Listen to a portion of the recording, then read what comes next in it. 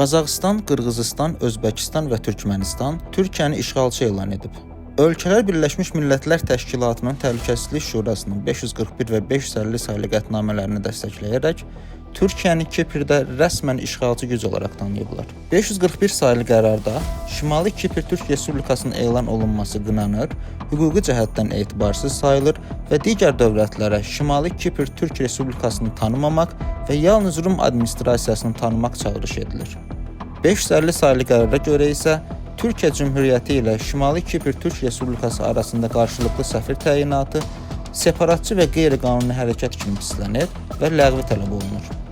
Həmçinin bütün ölkələri bu separatçı addımı tanımamağa, dəstəkləməməyə və ya yardım etməməyə çağırılır. Bundan öncə bu dörd ölkə Şimali Kipr Türk Respublikasında Yunanistan rəhbərliyini tanıyaraq ora səfir təyin etmişdilər.